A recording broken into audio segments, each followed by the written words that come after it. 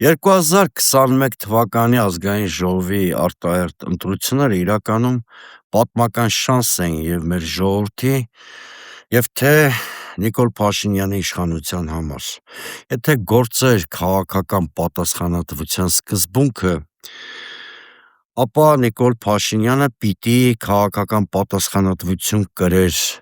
իր նախապատերազմյան արկածախնդիր քաղաքականության համար և ընտրությունների ճանապարհով կամ նույնիսկ դրանց չմասնակցելով հեռանար իշխանություններից: Թերևս հենց սա էր 2021 թվականի ընտրությունների գլխավոր իմաստը, որպեսզի դեմոկրատիայի ամենակարևոր հատկանիշներից մեկը գործեր,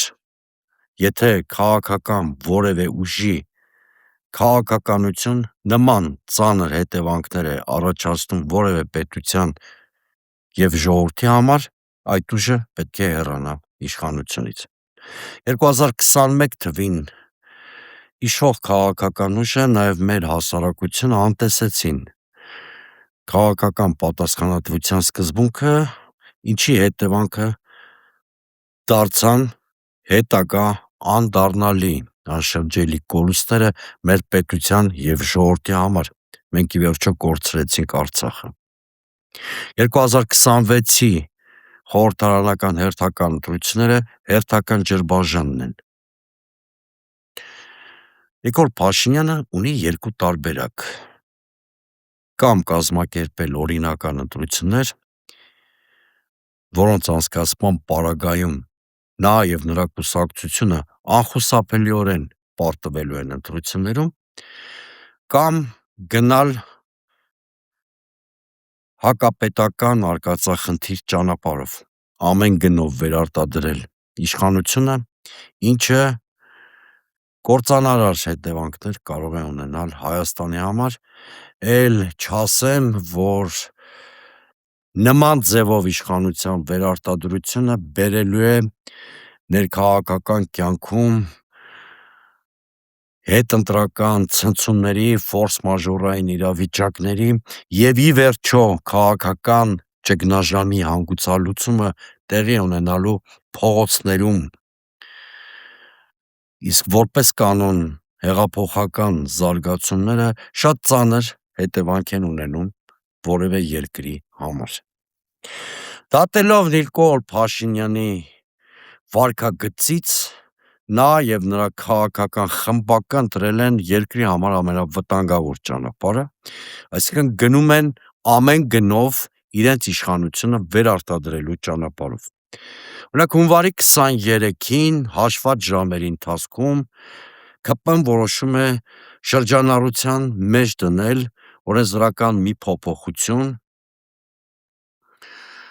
ժամերի ընթացքում արագացված ռեժիմով երկու ընթերցմամբ նրանք ընտրական օրենսգիրքը փոփոխում են, զսպում են ընտրությունների ժամանակ դիտորդական առաքելությունների գործունեությունը, այսինքն փորձում են այնպիսի օրենսդրական միջավայր ձևավորել, ինչի հետևանքով դիտորդական առաքելությունները իրենց բուն գործառույթը կատարել այլևս չեն կարող ըստ երևույթին: Օրենսդրական այս փոփոխման ընդունման ձևն իսկ արդեն կասկածի տակ է դնում ամբողջ ընթացակարգի լեգիտիմությունը: Մասնավորապես մենք գիտենք, որ Վենետիկի հանձնաժողովը, ինչպես նաև ԵԱԿ-ԺՀՄԳ-ին ցուցում ունեն Հայաստանին ռեկոմենդացիա, որ ընտրական օրենսգրքի փոփոխությունները, առանցքային փոփոխությունները պետք է կատարվեն առնվազն ընտրություններից մեկ տարի առաջ: Սա հենց այնպես չի արվել այս ցուցումը, սրա նպատակն այն է, որ մեկ տարի ժամանակ ունենան ընտրական գործընթացի բոլոր սուբյեկտները, կլինեն դրանք կուսակցություններ, թե դիտորդական առաքելություններ, ադապտացվել օրենսդրությանը և հավուր պատշաճի մասնակցել ընտրական գործընթացին, որպեսզի այդ գործընթացը մրցակցային բաղադրիչ իր մեջ ունենա: Ահա այս սկզբունքը իշխանությունը խախտել է: Ավելին ասեմ, ընտրական օրենսգրքում դիտորդական առաքելությունների գործունեությունը զսպող, վերահսկող օրինակից նրանք անցկացրեցին առանց նույնիսկ հանրային քննարկումների, փորձագիտական քննարկումների: Եվ այսպես, ըստ ընդունված օրենսդրական փոփոխությունների, կենտրոնական ընտրական հանձնաժողովը կարող է որոշել, որ որևէ դիտորդական առաքելություն կամ դիտորդ խախտել են քաղաքական չեզոքության սկզբունքը և նրան զրկել դիտորդություն անելու իրավունքից։ Եթե օրենսդրական կարգավորումներում հստակ չի ձևակերպվում ինչ է քաղաքական չեզոքությունը կամ ինչ է դրա խախտումը, մենք գործ ունենք ոչ թե ընտրությունների որակը բարձրացնող օրենսդրական նախաձեռնության, այլ ընտրությունները վերահսկելի դարձնող կամ ավտորիտար միտումներ ներդնող նախագծի հետ, որովհետև վաղը Նիկոլ Փաշինյանի գրպանում գտնվող կենտրոնական ընտրական հանձնաժողովը կամայականորեն քաղաքական չեզոքության խախտում կարող է համարել, օրինակ, որևէ դիտորդի արձանագրած ընտրախախտում կամ դրա մասին բարձրաձայնում։ Այդպիսի նախադեպ մենք արդեն Մոլդովայում տեսել ենք։ Հետևաբար, քաղաքացիական պայմանագիրը ամեն ինչ արել է, որպեսզի հանրային վերահսկողություն ընտրական գործընթացի նկատմամբ 2026-ին չլինի։ Այսինքն, Նիկոլ Փաշինյանի իշխանությունը որոշի, ովքեր իրավունք ունեն դիտորդություն անել կամ դիտորդական առաքելություն իրականացնել, իսկ ովքեր ոչ։ Իսկ սա նշանակում է, որ ընտրատեղամասեր հունիսի 7-ին կթողնվեն միայն իշխանությանը հաճո և իշխանության համար հաճելի պատկեր ներկայացնող դիտորդական առաքելությունները,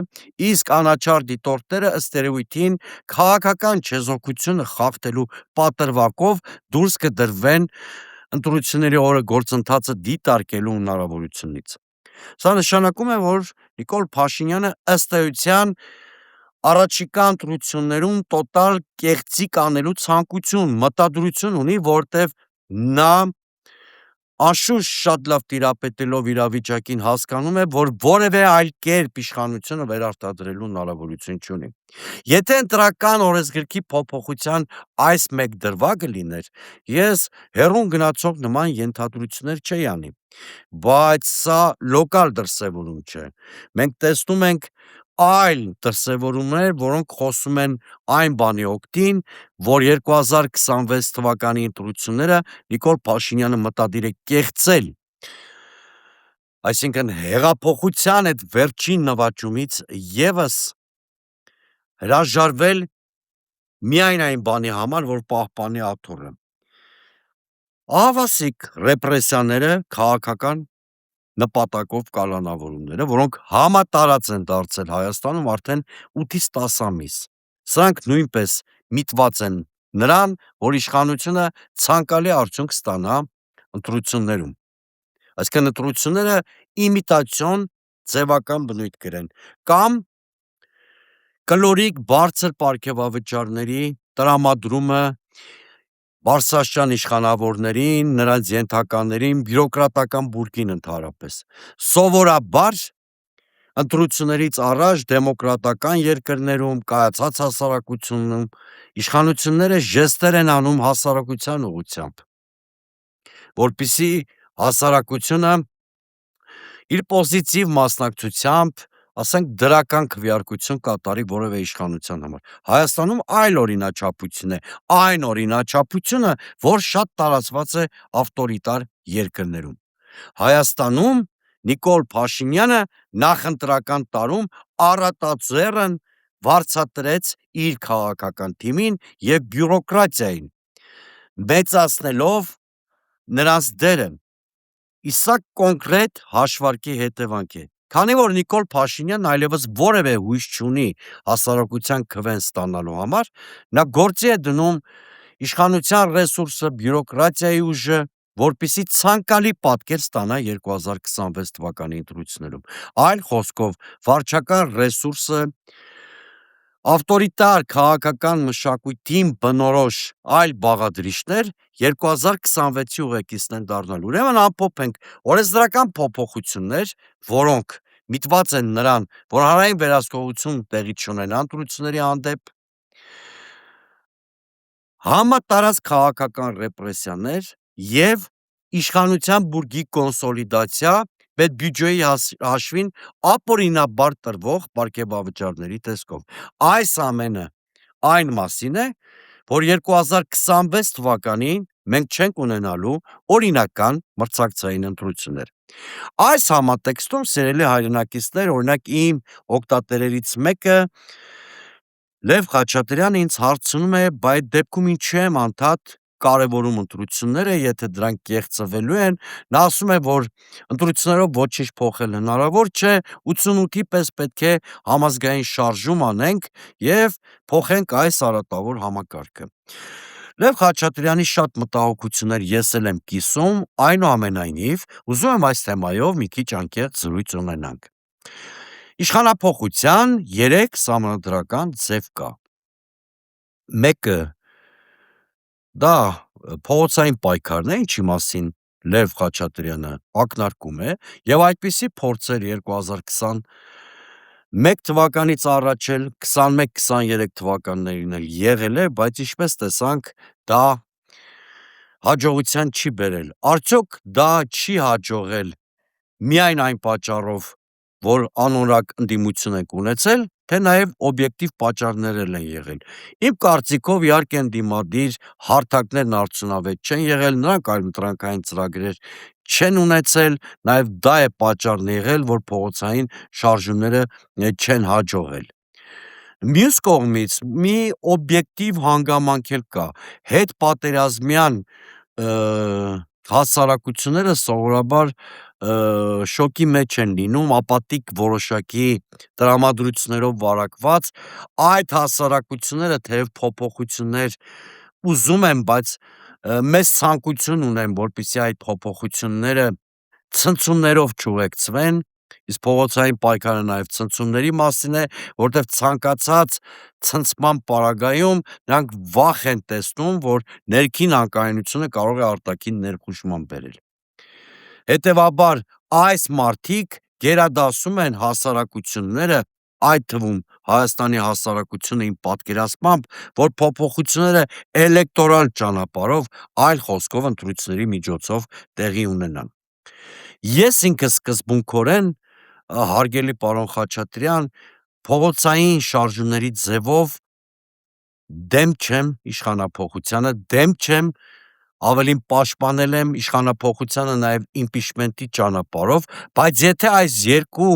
գործիքները իշխանափոխության չեն ստացվել, դա չի նշանակում, որ մենք հավատ չպիտի ունենանք ընտրությունների ինստիտուտի նկատմամբ, կամ պետք է հասարակությանը տրամադրենք, որ ընտրություններով փոփոխություն հնարավոր չէ։ Անպայման ընտրություններն էլ որպես ինստիտուտ պետք է օգտագործենք երկրում իշխանափոխություն անելու համար։ Ավելին, այստեղ խնդիրը կամ առաջադրանք արդեն ընդդիմությանն է։ Այսինքն, եթե ընդդիմությանը հաջողվի առաջիկա 1-2 ամիսների ընթացքում արդյունավետ հարթակներ ձևավորել, իսկ այդպիսի հավանականություն կա, ուժեղ թիմեր ձևավորել, այլընտրանքային քաղաքական օրակարգ ձևակերպել, ինչի միջոցով մեծացնել հասարակական սուբյեկտությունը, ես ձեզ հավատացնում եմ, որ ընտրություններով էլ հնարավոր կլինի իշխանափոխություն, եթե անգամ Նիկոլ Փաշինյանն ու նրա շրջապատը տոտալ կեղծիքներ են ուրվագծել կամ պլանավորել։ Շատ պարզ թվաբանական հաշվարկ կա։ Ես այս հաշվարկին եկել ենք նաև մասնագիտական որոշակի հաշվումներով։ Այո, Նիկոլ Փաշինյանը առանց կեղծիքի իր իշխանությունը վերարտադրել չի կարող, և այո, Նիկոլ Փաշինյանը փորձելու է գնալ այդ կեղծիքներին։ Բայց ճշմարտությունն է նաև այն, որ եթե ընդդիմությունը կարողանա արդյունավետ ձևաչափեր, կոնսոլիդացիոն կենտրոններ ձևավորել և դա բերի հասարակության սուբյեկտության մեծացմանը կամ հասարակության ակտիվության մեծացմանը և ընտրություններին մասնակցի մոտավորապես 53-55% մարդ, դա թվաբանորեն մոտավորապես 1.400.000 մարդ, որևէ ընտրակեղծիք, որևէ ֆիլտրման համակարգ, որ այսօր օրենսդրորեն փորձում է Նիկոլ Փաշինյանը ներդնել, նաև հունվարի 23-ին այդ ապօրինի հապճեպ, հապշտապ առանց մասնագիտական գնահատականի տեղի ունեցած օրենսդրական փոփոխություններով չեն աշխատելու։ Ուրեմն շատ հստակ է պատկերը։ Իշխանությունը փորձում է նման օրենսդրական փոփոխություններով, ռեպրեսիաներով, բռնոցիներով հասարակությանը ապաթիայի մեջ պահել եւ ցածր մասնակցություն ապահովել ընտրություններում, ինչի հետևանքով վարչական ռեսուրսը շատ մեծ դեր կունենա եւ իշխանությունը կարող է վերարտադրվել։ Դրան հակառակ, ընդդիմությունը պիտի փորձի ամեն ինչ անել հասարակության բարձր ակտիվություն ընտրություններում ապահովելու համար, իսկ եթե այդ բարձր մասնակցությունը ապահովի, դարձյալ անխուսափելի է դառնալու ուրեմն իշխանափոխությունը։ Ուզում եմ ասեմ, որ հուսահատվելու ընտրությունները անիծելու փոխարեն յուրաքանչյուրս մեր տեղում կուսակցությունները իրենց հերթին, մտահոգ քաղաքացիները իրենց տեղում պետք է նպաստեն ընտրություններում հասարակական մեծ ակտիվությանը կամ ընտրությունների ակտիվ մասնակցության ժողովրդի ակտիվ մասնակցության ընտրական գործընթացին։ Մեկ այլ քաղաքացի էլ Դավիթ Ղազար Սեթրակյանը ասում է, որ ճանապարհը ընդդիմության համախմբումն է, այս հարցում ես իմ կարծիքը հայտնել եմ, եւս մեկ անգամ կրկնեմ,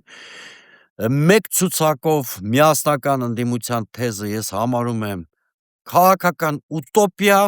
իսկ մեզ ընտրություններին մնում է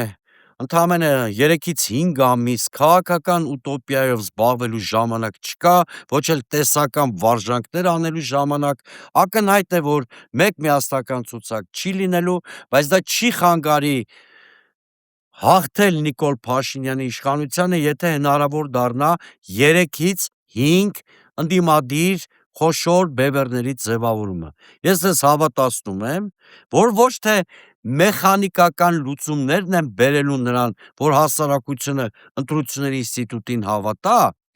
այլ ընդդիմության որակն է բերելու նրան, որ հասարակությունը իրական այլընտրանք տեսնի եւ հավատալով ընտրական ճանապարհով փոփոխություններին հունիսի 7-ին ակտիվ գնա ընտրությունների։ Ընդհակառակը, եթե լինեն 3-ից 4 արդյունավետ ընդդիմադիր հարթակներ, ցանկացած ընդդիմադիր ընտրող իր քաղաքական նախասիրություններին համաձայն կգտնի այն քաղաքական ուժին, ում կտա իր քվեն եւ կարևոր միջավայր կամ արդյունավետ միջավայր կձևավորվի հետընտրական փուլում Նիկոլ Փաշինյանի իշխանությունից ազատվելու համար։ Սիրելի հայրենակիցներ, եւ վերջում շատ կարևոր դիտարկում։ Նիկոլ Փաշինյանի իշխանությունը բարոյապես քաղաքական առումով ամբողջովին իրեն սպառելու է եւ միևնույնն է հեռանալու է։ Շատ կարևոր է, որպեսզի մենք դա անենք 2026-ի ընտրություններով, որպեսզի փոփոխությունները երկրում անցնցում տեղի ունենան։ Եթե մենք 2026-ի պատմական շանսներ կորցրեցինք, առաջիկա 1-2 տարիների ընթացքում այդ անխուսափելի փոփոխությունները տեղի են ունենալու ներքաղաքական ցնցումների, ֆորս մաժորային զարգացումների ճանապարհով, ինչը ցանկալի չէ մեր երկրի համար։ Ես հույս ունեմ, որ մեր հասարակությունը իր մեծամասնության մեջ այս գիտակցությունը ունի եւ հունիսի 7-ին կքվեարկի Հայաստանի Հանրապետության օգտին, իսկ քվեարկել Հայաստանի Հանրապետության օգտին նշանակում է մերժել Նիկոլ Փաշինյանի իշխանությունը։